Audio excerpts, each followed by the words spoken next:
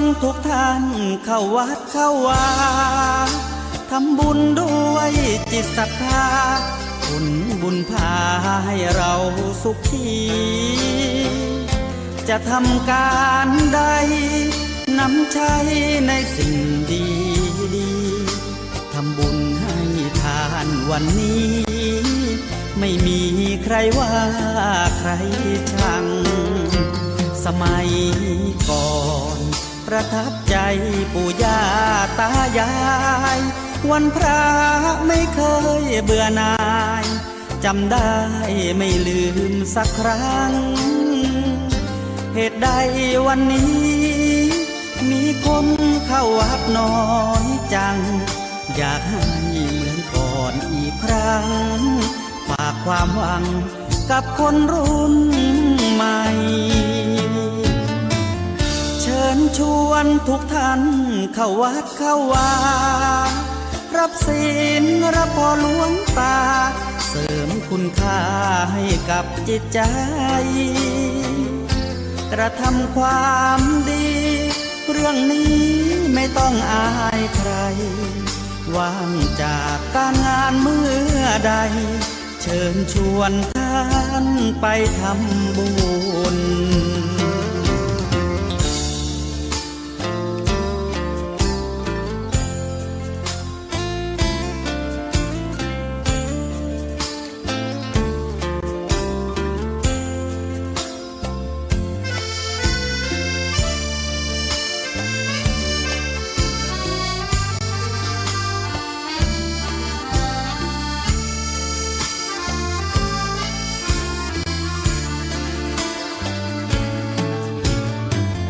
เชิญชวนทุกท่านเข้าวัดเข้าวารับศีลรับพรหลวงตาเสริมคุณค่าให้กับจิตใจกระทำความดีเรื่องนี้ไม่ต้องอายใครว่างจากการงานเมื่อใดเชิญชวนท่านไปทำบุญกระทำความดีเรื่องนี้ไม่ต้องอายใครฝากเพลงเชิญชวนหญิงชายอย่าอายเรื่องการทำบุญ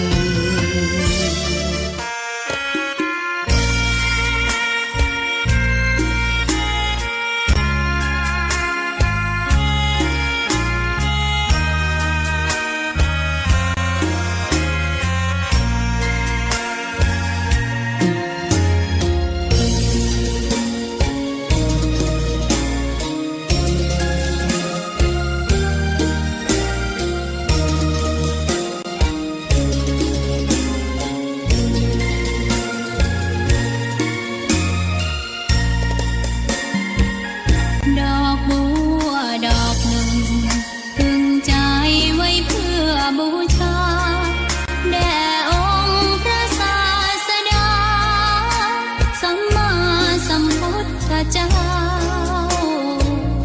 มีความงามเงียบไม่เปรียบเทียบเขา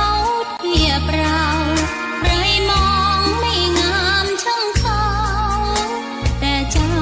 ก็คือดอกบัว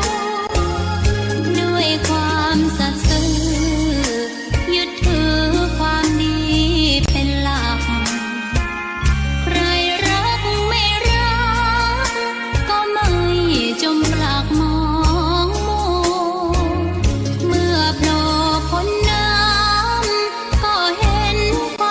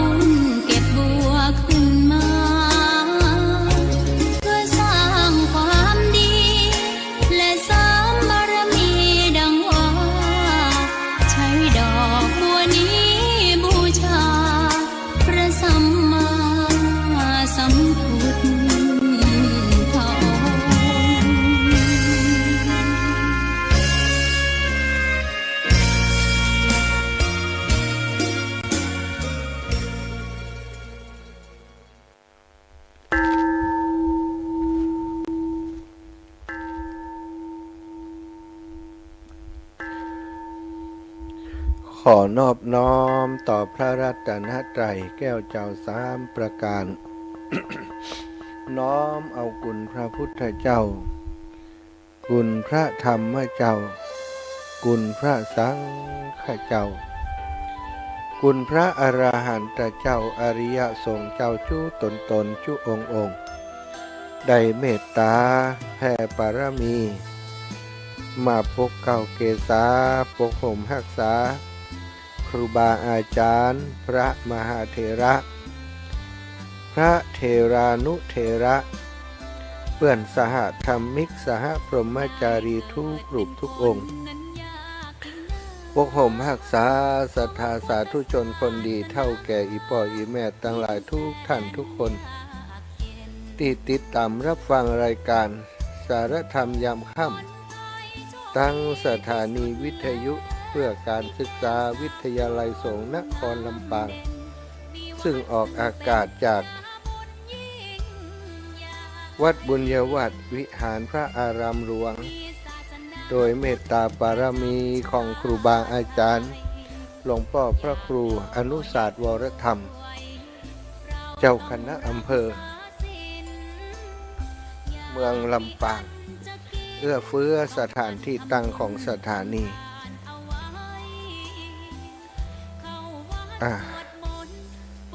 เจโทรเข้ามามีปัญหาอะไรหรือเปล่าเพลงแบบปิดแหมละถ้าเจโทรเข้ามานี่ต้องมีอะไรอย่างสักอย่าง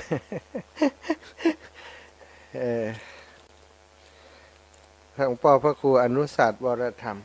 ได้เมตตาสถานที่ตั้งของสถานีและทีมงานสถานีวิทยุประกอบไปโดยท่านดร.จิรศักดิ์ปันลำน้องแอมพัชริยาฟองจันตาเจ้าหน้าที่สถานีน้องนัทสถาพรสุตาคำน้องดิวอนุพงษ์ตาจินะช่างเทคนิคของสถานีร่วมโดยช่วยกันดูแลสถานีทำให้สถานีของเราได้ออกอากาศให้ศรัทธาญาติโยมได้ติดตามทุกวันในหลายช่วงหลายเวลารายการธรรมะก็มีอยู่หลายช่วงหลายเวลาก็ได้รับความเอื้อเฟื้อช่วยเหลือจากทีมงานน้องๆทั้งหลายที่ดูแลเรื่องเทคนิคการออกอากาศให้เสียงสัญญาณบดีก็ปรับปรุงแต่งเนาะบางเตือนเน็ตรุดกัน ก็ต้องโทรเข้ามาก็รายการแห่งใหม่ก็เป็นจิตอาสาทั้งนั้นเนาะบัดได้รับการจ้างรางวัลจากการทำงานของสถานีแต่อย่างใดเนื้อสถานแต่ละคนก็มีจิตอาสาอยากจะทำงานเพื่อพระศาสนาประโยชน์และเพื่อประโยชน์แก่ศรัทธาสาธุชนทั้งหลายศรัทธาญาติโยมอีปออีแม่ทั้งหลายพบปะกันแล้วนะก็จะปะกันทำวัดสวดมนต์กันนะวันนี้เข้ารายการจ้าคลุกคลักไปหน่อยเพราะว่าชั่วโมงก่อนก็เข้ารายการจบลงไปแล้วพอดีต้องไปทำธุระอยู่วิ่งเข้ามาจัดรายการต่อจบพบปะกันวันนี้วันที่อย่างวันที่29แล้วนะวันที่29เดือนพฤศจิกาจะหมดเดือนพฤศจิกาแล้วเนอะศรัทธาญาติโยมแหมเหลือแหมวันเดียวเนาะวันพรุ่งวันที่30กว่าที่พฤศจิกาจะหมดเสียงสำหรับหมู่เฮาแล้ว2567กราบพระพร้อมกันเนอะกราบ1พุทโธเมนาโถกราบ2ธัมโมเมนาโถกราบ3สังโฆเมนาโถเป็นวัด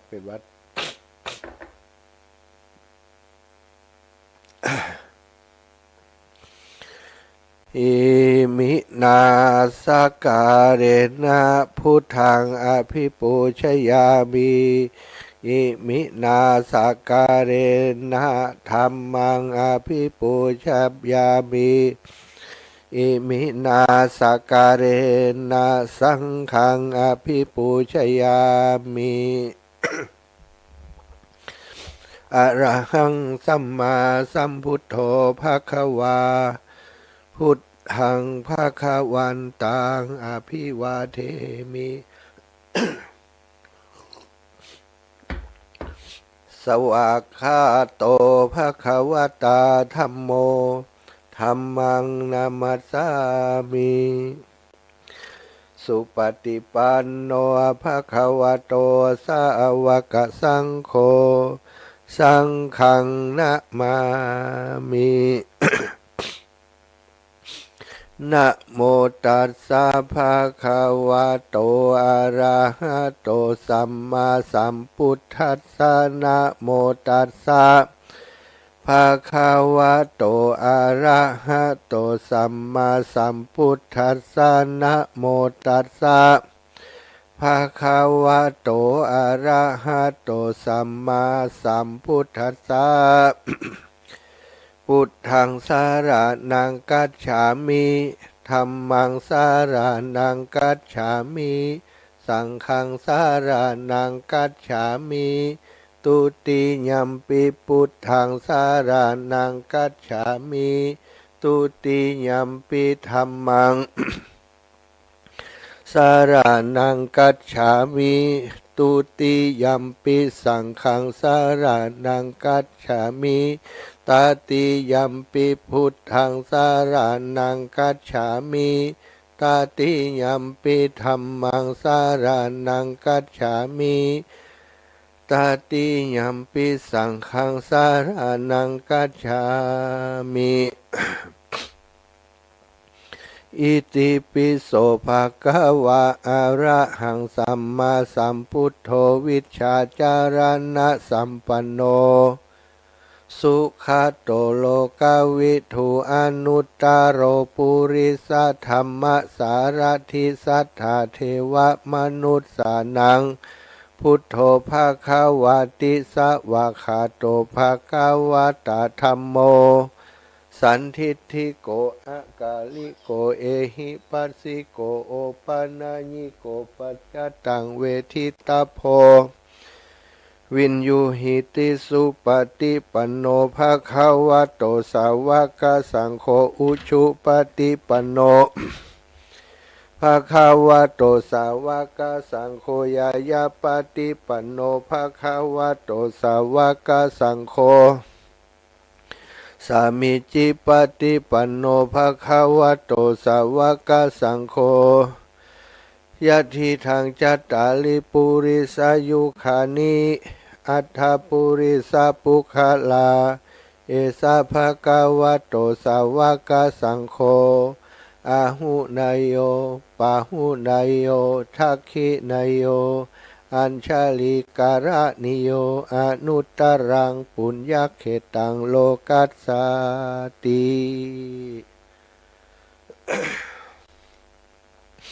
กราบพระพร้อมกันเนอศรัทธาญาติโยมทั้งหลายกราบหนึ่งพูดทางว่ารันตังศิรสานะมามีกราบสองธรรมังวรันตังศิรสานะมามีกราบสามสังฆังวรันตังศิรสานะมามี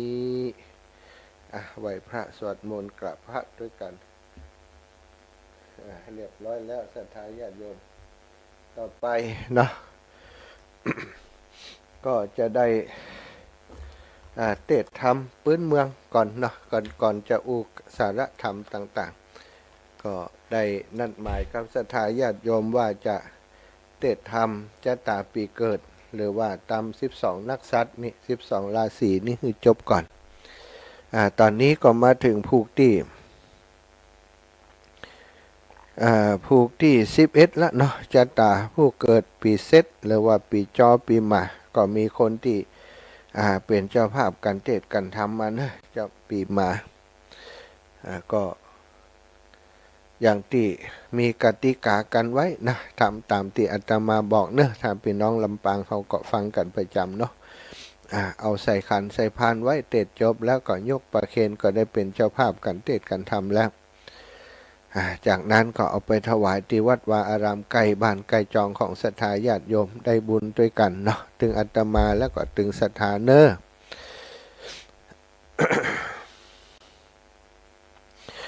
นะโมตัสสะภะคะวะโตอะระหะโตสัมมาสัมพุทธัสสะนะโมตัสสะภะคะวะโตอะระหะโต โตสัมมาสัมพุทธัสสะนะโมตัสสะภะคะวะโตอะระหะโตสัมมาสัมพุทธัสสะ สัทธาอิมังธรรมเตสะนังเจตวเนวิหารันโตภิกขุนังอาลาภกเทสีสัทธาอันว่าสัพปัญญูพระพุทธเจ้าเมื่อสถิตสำราญอยู่เจตวันนะอารามพระเก่าพาลบถามยังชาตกะอันนี้แก่พระเจ้าภิกขุสังฆเจ้าทั้งหลายว่าอติเต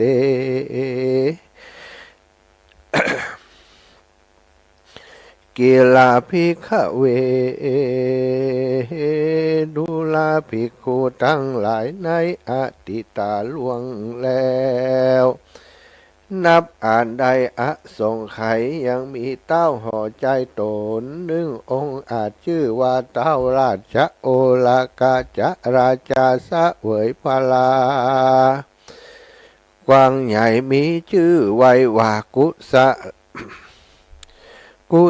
วดีมีเตวีงามบ่เศร้าชื่อว่านางนอนเนาศีละวดีมีพุทธาพุทธิสืบต่อแต้นเมืองและนา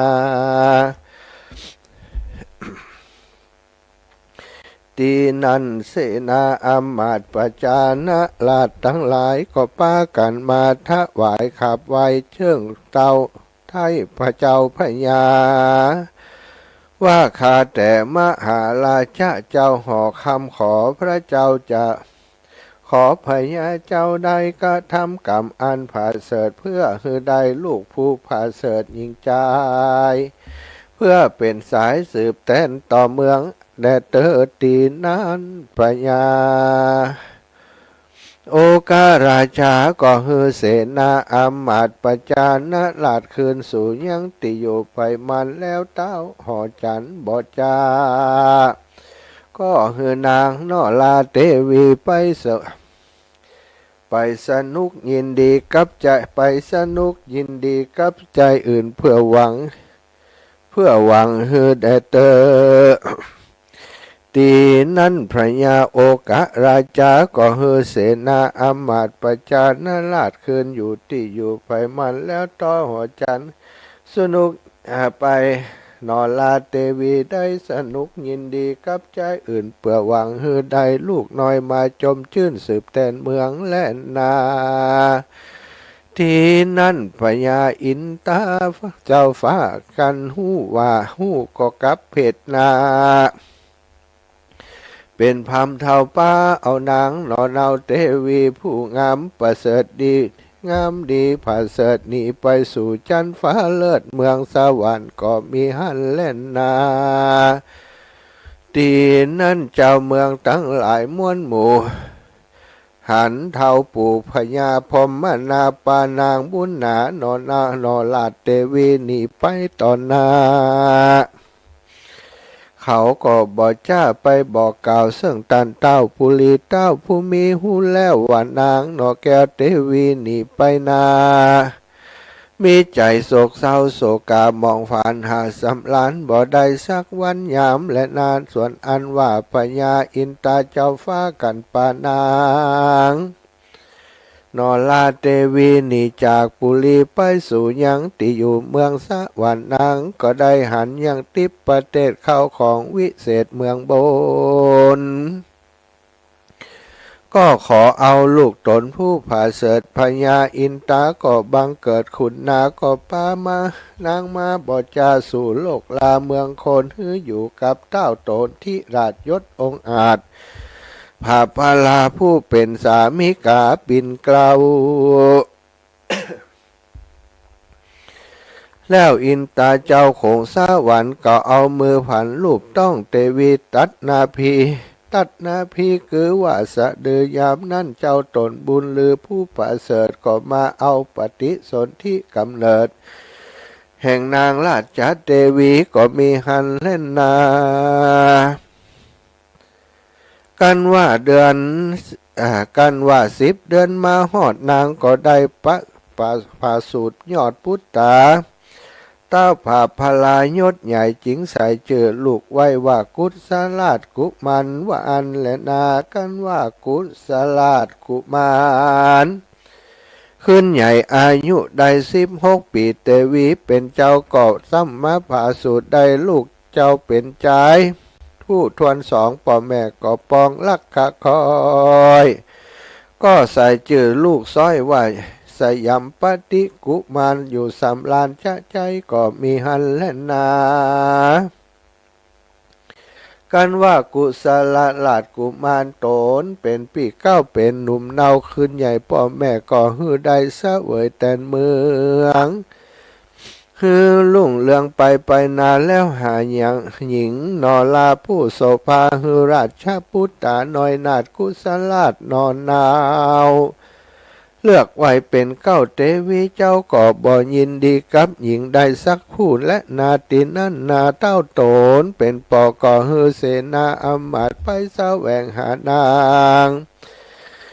นาลีผู้งามดีผ่องแผ้วเข้าไปเสาะแล้วไขว่จมปูก็ไปปะใส่นางบุญจูนอนนาว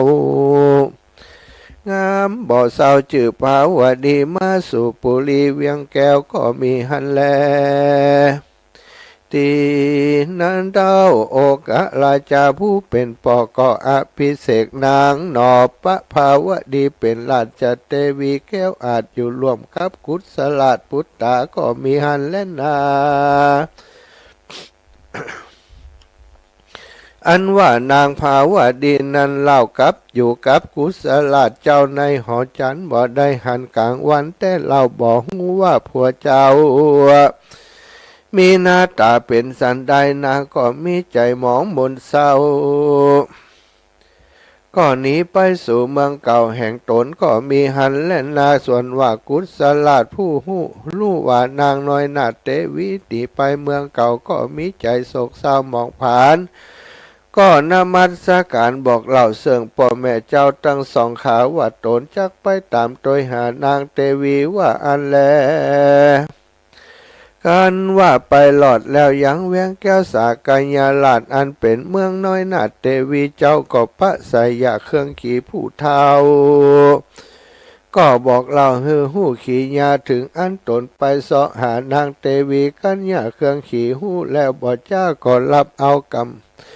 รมเจ้าหนอลากุศลาชไปบอกแก่นางน้อยนาจุปกันนางนงคารได้ขวัญหูก่อโคดกายย้อนบ่อไข่หันนาผัวตนส่วนหนอทศพลกุศลาชหูว่านางนาดบ่อะไรตนแล้วเจ้าตนแก้วยศก็คิดว่าจักไปบวชเป็นละสี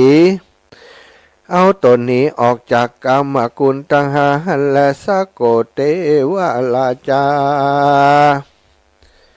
กันว่าพญาอินตาเจ้าฟ้าหูแล้วเจ้าหนอแก้วกุศลาชตุกไม่หมัดหาเทวีก็ไขวัตีบอกเล่าเสื่องเตวบุตรเจ้าตึง7 ตนหือหูจุประการเต้าเตวบุตรยังคานว่าจ้าก็ลงจากจันฟ้ามาสู่เมืองคนแล้วบอกยังตนเต้าสักกายาลาชอันเป็นพ่อนางน้อยนาฏประภาวดีว่าฮือเต้านำราชบุตรีมาฮือตุขาหักเนิ่นจ้าจักลู่จริงเอามาตินั่นพระยาสากยาลาชยินโคดขนาดเป็นไฟก็คือคนในพวกน้อยข้ายังนางยอดซอยประภาวดีอันเป็นดัชบุตรีน้อยอ่อนฟันแบ่งเป่ง ฟันแปลงบางเป็นแปลงเป็นบางเป็นตอนบัดเดียวแล้วฮือรีบเร็วส่งไปฮือเขาเตอะเนื้อว่าอันตีนั่นเสนาอามาตย์หูแจงขวาดความในก็ปากันไปบอกกล่าวซึ่งตันเต้าผาพลาว่าอันเซิกนี่นาบ่ไล่ย้อนเขาใครได้นางประภาวดีเหตุนั่นกวนคือหนอมูนีกุศลาชปาเอานางน้อยนาฏประภาวดีหนีไปเต้าหัวใจกันหูแล้วก็หือนาง แก้วลูกตุนหนีไปกับหนอทศพลกุศลาชก็มีหันและนา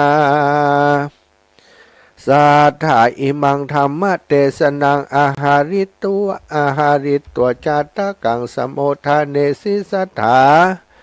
อันว่าสัพปัญโยพระพุทธเจ้าก็จุมนุมยังจัดเก่าอันนี้ว่าภิกขเวดุราภิกขุทั้งหลายอันว่าเต้าโอกะราชาและนางศีลวดีอันเป็นพ่อและแม่แห่งเจ้ากุศลาชวันนั้นไซคือหากมาได้พระยาสีสุโธธนะและนางสิริมหามายาอันเป็นพ่อและแม่แห่งตถาคตในการบัดนี้และนาส่วนนางปภาวดีน้อยนาเตวีแห่งเจ้ากุศลาชวันนั้นไซคือหากมาได้นางยะโสธรางามแง่อันเป็นแม่แห่งเจ้าลาหุนในการะบัดนี้และนาเอวังโลกานาโถส่วนเก้ากุศลาชกุมารวันนั้นไซคือหากมาได้ตถาคตในการบัดนี้และนายโยปุคโลอันว่าปุคลาหญิงชายฝูงใดเกิดมาในปีเศษชาติก่อนได้ร่วมกับเจ้ากุศลาชกุมารวนเวียนอยู่ในสงสารไปมาใจ ก่อนอันใดติจักได้มาเกิดเป็นคนได้เอาจิตตวิญญาณตนไปอาศัยอยู่ไม่เปล่าอันมีผีเสือและงูหักษาอยู่ได้ฟู่อูเจียนละจากกันว่าดูลาเจ้ากูเหยกันว่าตัวกูนี่จักอยู่กับมึงบ่ได้แลเยว่ากว่าพยะโลคาพยาธิอุบาททั้งหลายจักมาเกิดแก่ตัวกูจึงขอลาไปก่อนเตอกูจักไปเอากำเนิดเกิดในตีแห่งคนทั้งหลายพุ่นและนาเยว่าไปลุ่นมามีพยะแน่โลกาพยาธิอาบาททั้งหลายมาบังเกิดแก่ตนตัวแห่งคาส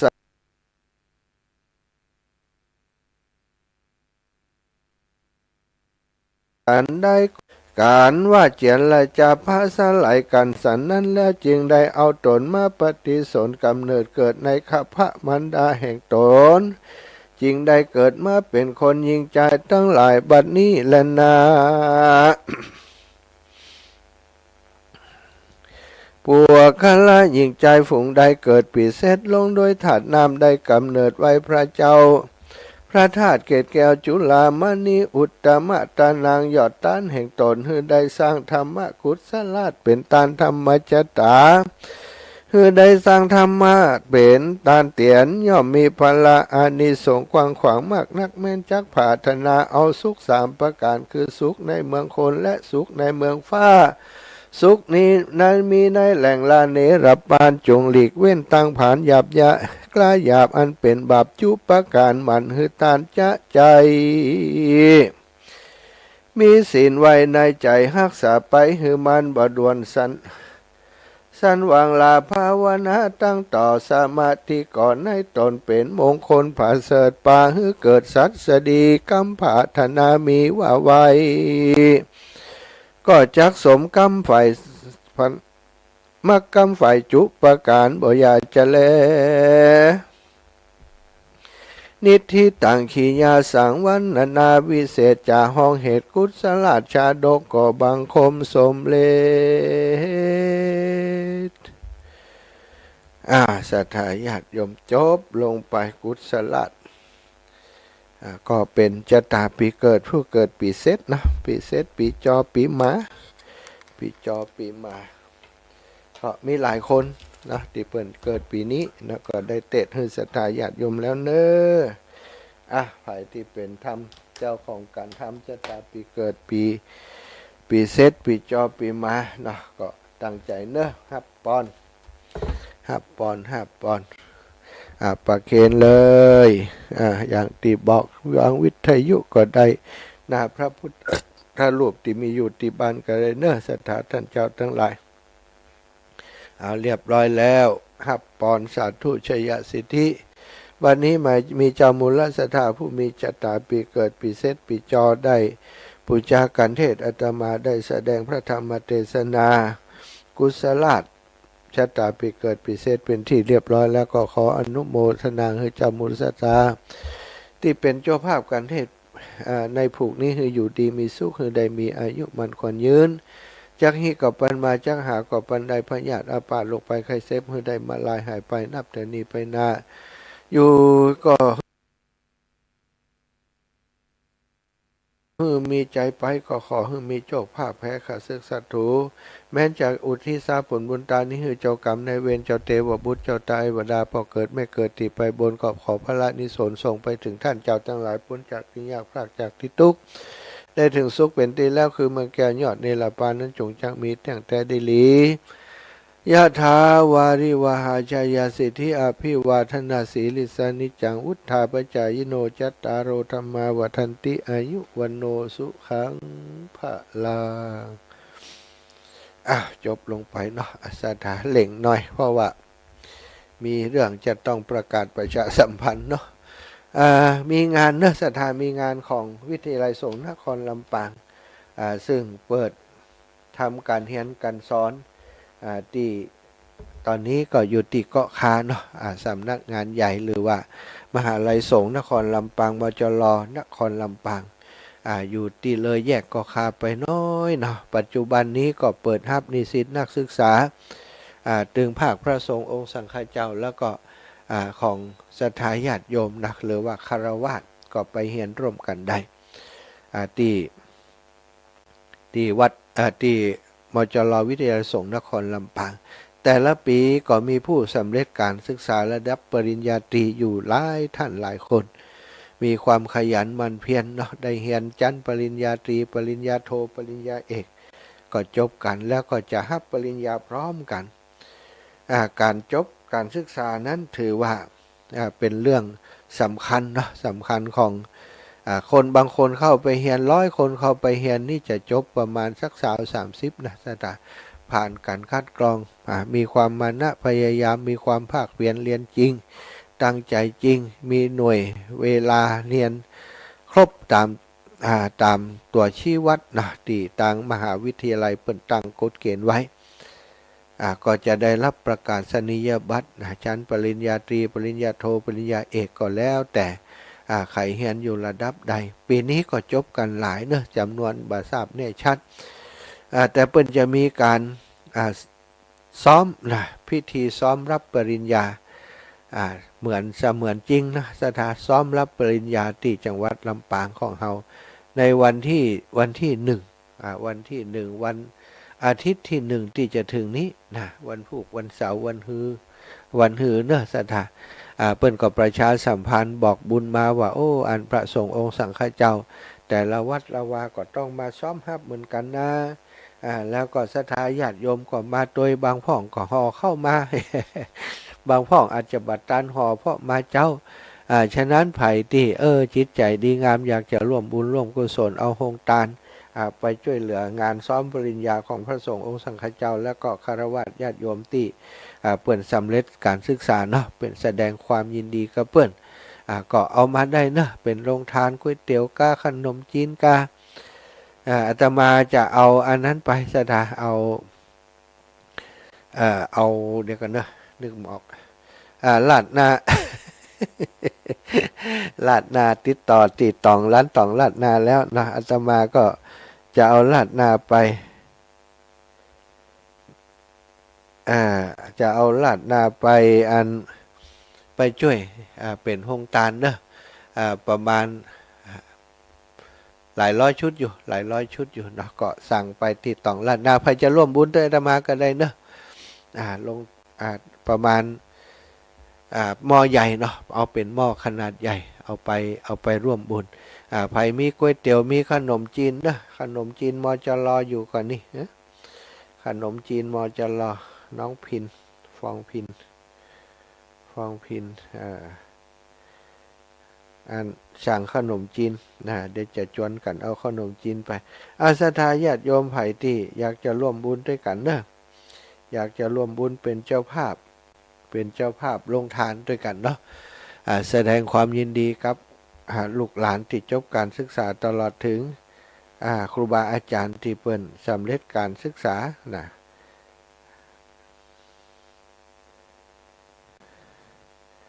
อ่าสำเร็จการศึกษาปีการศึกษา 2567 นี้เนาะไปร่วมแสดงความยินดีกันได้เอาลงทานไปกันได้เนอะฝากไปถึงแม่น้อยอินยาศรีน้องโยมน้องน้องจำเนียนกันทาทองถ้าฟังอยู่เนอะจวนกันไปไปแสดงความยินดีแล้วก็ได้เอาลงทานไปด้วยเนาะเดี๋ยวจวนน้องกันเอาน้องจวนน้องจำเนียนเอาทอดฮอทดอกเอาฮอทดอกเอาอย่างไป ใครจะร่วมบุญร่วมกุศลโทรมาได้สถาเปิดสายแล้วนะเปิดสายแล้วโอ้ไม่ไรผับเตจ้าโยมแม่ว่าได้เจ้าแม่หมาห้อม200ถ้าหมาไอ้ก่อนได้ก่อนหอมอย่างแม่ก็ห้อมมันหลับหน้าคือท่านมาหาไปเลี้ยงส่งได้กะได้กะมีคนรวมแล้วนี่เจ้าแม่ไรผับ200เนอะเอามาไก่แล้วนี่เวียงปลาเป้าก็จ่วยแล้วนี่มาไก่กับแม่ท่านมาหาเอาข้างแม่เถอะได้กะเอามาที่บ้านเจ้าออกให้อยู่แล้วไม่ต้องห่วงเจ้า200ไม่ไรผับติจ้า200น้ำหอมหลัดหน้าตัวหน่อยเจ้า200เจ้าสาธุแม่สาธุเจ้าเจ้าประกาศสำหรับศรัทธาญาติโยมนะกุฏิอาตมามีเวลาแจ้งบอกให้เนาะตะกี้ลูกสาวน้องแอมพัชรียาฟองจันตาอันนี้ก็ได้จบแล้วนะดร.แอมละประเดี๋ยวนี้นะดร.แอมลูกสาวจบแล้วถวายความเคารพครับหลวงตาสู้ๆนะอาจารย์นะเสียงไม่ค่อยดีแล้วเนอะเสียงแตกเสียงนี่หมดแล้วอากาศมันไม่ค่อยดีอาจารย์จ้าเดี๋ยวมันร้อนเดี๋ยวมันก็เย็นอะไรก็ยุ่งไปหมดคงจะยุ่งอยู่อีกหลายวันเสียงนี่เสียงอาจารย์ไม่ปกติเนาะไม่ค่อยช่วยหน่อยจ้าไม่สาครับจ้าสถานนะไผ่จะร่วมไปด้วยกันเจริญปอนแม่กับแก้วกะนี่ไผ่ไผ่สาธุแม่กับแก้วเดียวกันเด้อแม่กับแก้วเดี๋ยวโทรมาใหม่เจริญพรจ้าในสันมาคิดนะคะปลาลุนสาธุปลาลุนได้ปลาลุน100ละป้าลุนสันมาคิด100สาธุเจ้าป้ากันได้ก็ใจเนาะสาธุเนอะสาธุเสียงงั้นโทรศัพท์อีเมลมันออกเอ็กอย่างไรมันถ่ายจะสัญญาณดีแต่นะเจริญพรแม่เอ้ยแม่สาเจ้าท่านอาจารย์เจ้าแม่ไข้หวัดกับกระเพาะก็หายดีแล้วเนาะก็ยังกินยาอยู่แม่สลือกินยาไข้หวัดนี่เจ้าของปัญหาเนอะเจ้าแม่หวังอยู่เจ้าขอบคุณเจ้าให้กำลังใจนะเจ้าสาธุแม่เจ้าไว้สาเจ้าแม่บัวลอยสายเขียวไปด้วยกันก็หมอจะรอเจ้านักการเจ้า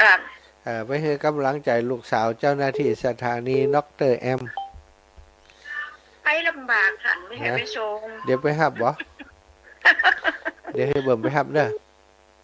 เดี๋ยวเบิ่มไปหับวันใดวันติดกับแม่วันติดเจ้าเบิ่มเอาเขาไปส่งแล้วมาหับแม่มันจะไก่ลูกมันจะรอหันได้หาชัดลำปาหาชัดก็ขาหรอก็ขาเดี๋ยวเบิ่มมาหับเด้อนี่จะพูดทันกับวันว่า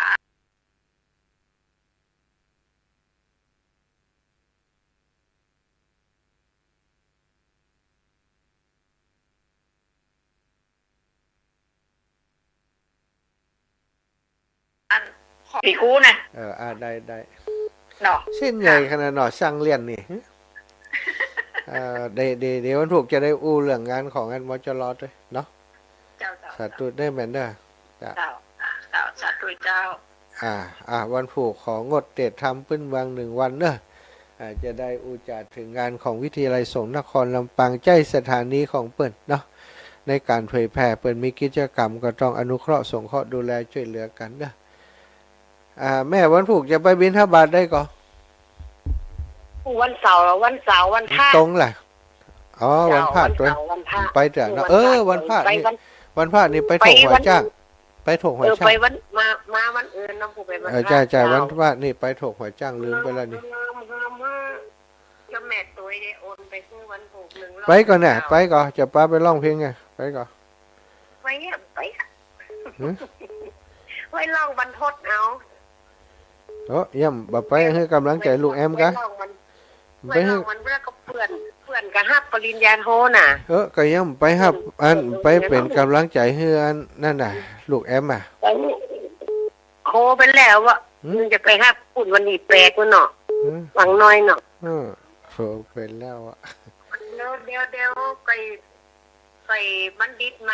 ดรเอ็มเอาจะถึงป้ากัน โอเค พอมือตัวได้วันผูกยกแม่โอนขึ้นนะเจ้า เจ้า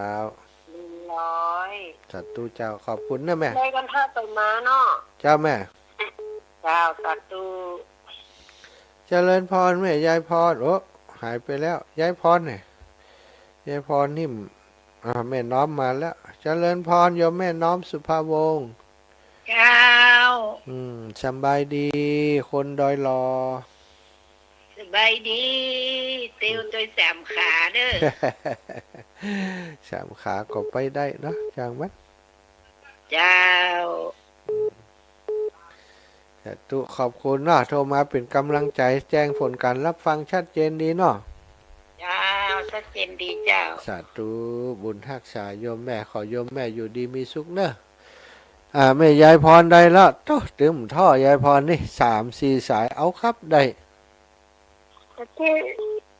โทรไปอู้กันโน อืมเจ้า ทำหาไปเอาว่าละแล้วก็ไปก็รบกวนไปละเนาะอยาก ละเจ้า เจ้า สาธุขอบคุณยายพรชัดเจนดีเนาะ เจ้าชัดเจนจะดีอ่ะ เจ้าสาธุสาธุ เจ้าไม่ว่าจะการเจ้า เจริญพรแม่เกศรชัยวุฒิ จ้าแม่จะหอมไอ้ ลาดหน้ากะของตานนะของตาน จ้า เจ้าได้กันนะ แม่หอม200เด้อ ได้แม่ คนเลี้ยงกันวันไหน วันที่1แม่วันอาทิตย์เจ้าแม่ เดี๋ยวดังคู่แล้วแม่จะได้โอนไปไม่แจ้งกับกับเด้อ เจ้าสัตธุอนุโมทนาบุญกับแม่เนอะอยู่ดีมีสุขเจริญพรแม่ครูลาวาน เจ้านมัสการท่านมหา เจ้าโยมแม่ ติดตามตลอดเวลานะเจ้า ขอบคุณมากเลย ดูแลสุขภาพเพื่อนเด้อเจ้า เจ้า ท่านมหา เจ้าแม่ ก็กินยาอยู่แม่ตึงยาตึงกระเพาะตึง กระเพาะก็ดีกินวัดก็ดีกินเนาะ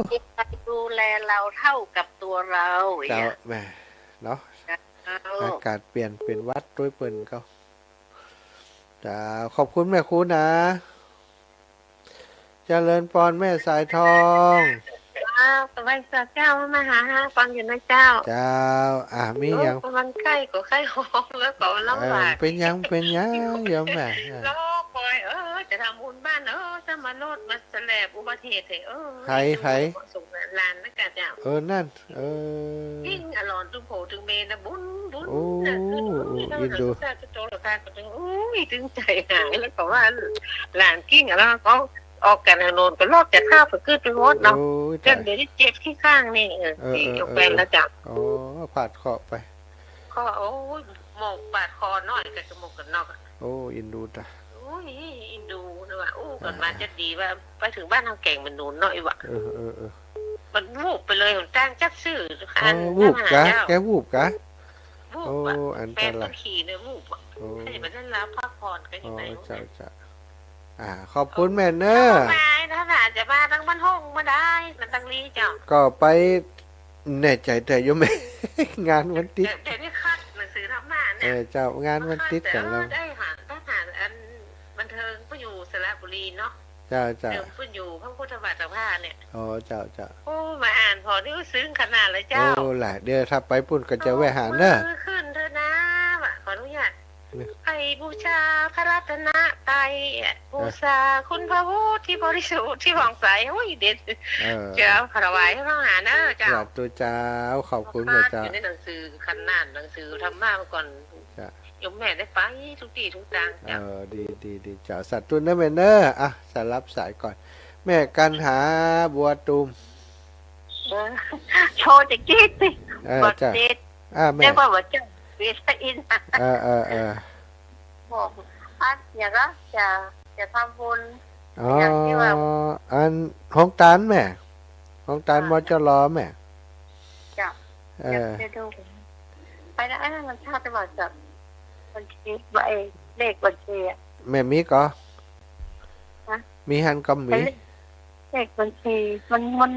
เรือนรางมันถูกต้องป่ะจ้ะ 5363แม่นก็5363095491แม่นก็แม่น ใช่ใช่ ถ้าใช่ก็โอ อัน เค นี้มันเหมือนใช่พร้อมเพย์เนาะ ใจแม่ธนาคารกรุงไทยเนอะ เจ้า จ้า จดไว้ยัง 5363095491 จ้ะท่านไปอย่างเลยเสียงท่านค่อนยังชั่วแล้วเนาะ ดีขึ้น แต่อีดูกัน อึดอักอยู่อีแม่ อย่างงั้นบอกค่อยออกแล้วก็เทศเทียนฟังเนาะ น่ะอดเท้าอดเอา ยังได้ก็ดีได้เจ้าอันอย่างก็โอนไป100นึงนะ เจ้าโยมแม่สัตตุแม่เจ้า จะกินเร็วพอ บุญรักษาอนุโมทนาแม่อยู่ดีมีสุขเนอะ สาธุ สา ขอ ธุ ให้ต จ้า ลอดปีนั่นเนอะ จ้า ขอให้ท่านเจ้าดีเนอะ จ้า ขอให้อายุมันยาวเนอะขอให้ท่านแข็งแรงสมบูรณ์อย่าได้เจ็บได้ป่วยและขอหายวันหายคืนเนอะ เจ้าสาธุเจ้า เจ้าสาธุจะอินนะเจ้า เจ้าขอบคุณแม่ขอบคุณจ้ะหลายท่านหลายคนโทรมาก็บัตรตันทับก็มีแม่สมใจปีบ้านใหม่นี่ก็ตันทับสกรรมนะว่ากันใหม่เนาะก็เอิญเจิญจวนเจริญพรกับศรัทธาญาติโยมที่อยากจะร่วมบุญกับโรงทานที่อาตมาจะไปช่วยเหลือครูบาอาจารย์ที่มจรวิทยาลัยสงฆ์ก็แจ้งมาได้นะแม่เพญนะลำพูน มาสการเจ้า จ้าแม่ มาเจ้า จ้าแม่ พร้อมหลาดหน้า100 บาทพรุ่งนี้โอนคืนนะเจ้า 200เนาะ เจ้า100 บาท จด2เห็นละ เสียงที่มันดีขึ้นนะ ดีแม่เป็นวัดแม่แสบคอตัววันนี้เดี๋ยวกินยา เค ก่อน ยกินกระเทียมโทนเหรอ เกิดการแม่มักกินอยู่เดี๋ยวก็มีอยู่ กระเทียมโทนน่ะ จะมีอยู่แม่วันหลังก็เอามาฝากโยมกาแค่ว่าตั้งพุ่นเป็นทำกัน เจ้า เจ้าสัตว์ตู้นะแม่ เป็น นะ ได้ ครับ หายได้นะเจ้า เจ้า สา สาธุ ใจเด้อ สาธุ สาธุเจ้า ค่ะแม่การจนาชัยนารินทร์เท่าไหร่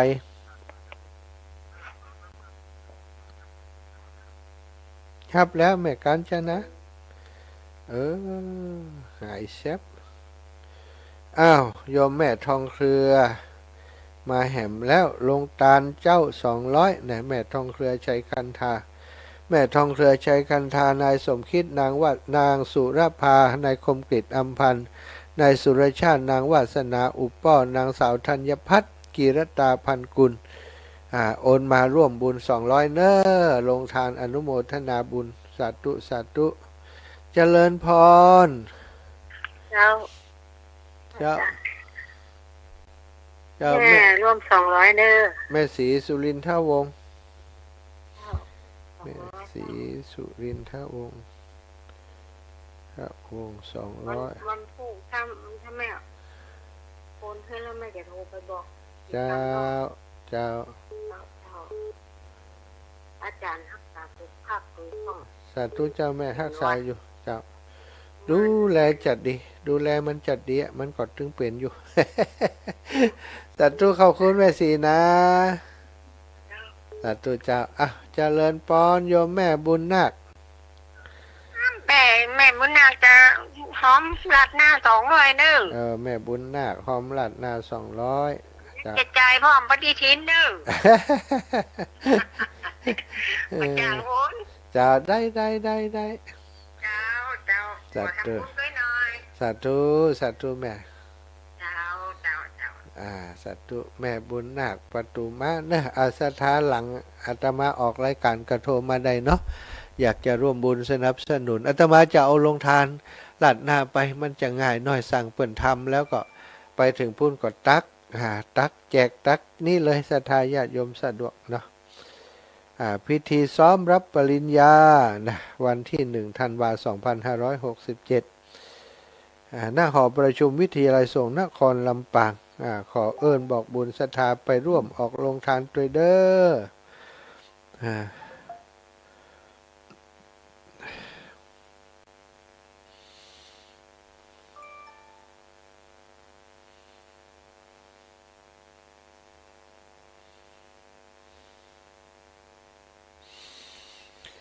เจริญปอนแม่ เอากับภาษาเจ้ามาร่วมบุญลงทานนี่เลยฮะ ได้กะ ลงทานอะไรก็ ในการเจนาลงทานลาดหน้าแม่ เจ้าลงทานหลัดนา100เลย 100วันนี้100จ้ะสัตว์ทุนเนอะ เอาสีน้ำฟอนมาได้อ่ะ วันผูกก่อนเนอะ มันถูกอ่ะเจ้า ผูกจะรวมหยอดเอาปอนมันผูกเลยนะสัตว์ทุจะ เจ้ากับภาษาเจ้า สาธุค่ะ เจ้า เจริญพร7884จากตั้งใด อันนี้ไม่ซิมเนี่ย แม่ซิม พระอาจารย์ แม่ซิม อันนี้เงินเหนือห้องแม่ก็เลยนะลูกนะ เจ้าได้แม่ อันโมชโนอันเหนือไม่เป็นน้องใจเขาข้างหน้าลูกนะ จ้าแม่สาธุ ใครว่าอย่างเขาลูกเนี่ยเขาน้อยใจคนเดียวใครว่าอย่างเขาลูกเนี่ยก็น้อยใจเนี่ย หวานแล้วก็แล้วไปแล้วจบไปแล้วเนาะเป็นอย่างเนอะ ไงเม็ดว่าคนใดว่าก็ได้แบบนั้นเนาะ ใช่มันเป็นอย่างหรอกเนี่ยคนเฮาธรรมดาธรรมดาของชีวิตธรรมดาของชีวิตสัตว์ทุเจ้าเจริญปอนแม่สมบูรณ์วงแสนซ้ายสุดท้ายมาเลย เจ้าลูกเขาไม่แม่ลอยเลย สมบูรณ์เจ้าแม่ได้สัตว์หมดเวลาศรัทธาทุกท่านทุกคนเวลาหมดก็คือหมดเวลาขอนำรายการจากลาศรัทธาไปด้วยเวลาเพียงเท่านี้ขอความสุขสวัสดีบังเกิดมีแก่ศรัทธาท่านเจ้าทั้งหลายเนอะจัตตารโอธรรมาวัฏันติอายุวันโนสุขังภะลัง